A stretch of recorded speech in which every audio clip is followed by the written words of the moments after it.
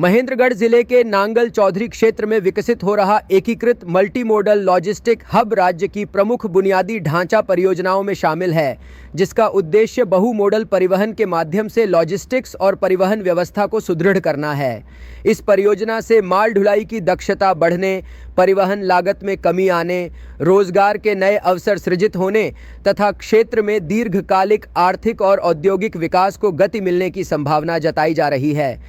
परियोजना के लिए कुल 886 एकड़ भूमि की आवश्यकता निर्धारित की गई थी, जिसमें से लगभग 698 एकड़ भूमि राज्य सरकार द्वारा परियोजना के लिए गठित विशेष प्रयोजन इकाई को हस्तांतरित की जा चुकी है। यह भूमि सक्षम प्राधिकारी द्वारा निर्धारित दरों पर सहमति आधारित प्रत्यक्ष खरीद व्यवस्था के तहत प्राप्त की गई। परियोजना से जुड़े आधिकारिक तथ्यों के अनुसार भूमि मालिकों ने अपनी भूमि पूरी तरह स्वेच्छा से, बिना किसी दबाव के और स्पष्ट सहमति के साथ बेची, जिसके बाद विधिवत पंजीकृत बिक्री विलेख निष्पादित किए गए। यह भी स्पष्ट किया गया है कि इस परियोजना के लिए भूमि अधिग्रहण किसी भी अनिवार्य भूमि अधिग्रहण कानून के अंतर्गत नहीं किया गया। इसी कारण वैधानिक मुआवजा, अतिरिक्त राशि अथवा खरीद के बाद मुआवजे में वृद्धि से संबंधित कोई प्रावधान इस परियोजना पर लागू नहीं होता। भूमि की खरीद के समय पूरी राशि का भुगतान किया जा चुका है और सभी लेन देन कानूनी रूप से पूर्ण तथा अंतिम माने जाते हैं। हाल के दिनों में कुछ ऐसे भूमि मालिकों की ओर से प्रतिनिधित्व सामने आए हैं जिन्होंने पहले सहमति के आधार पर अपनी भूमि बेची थी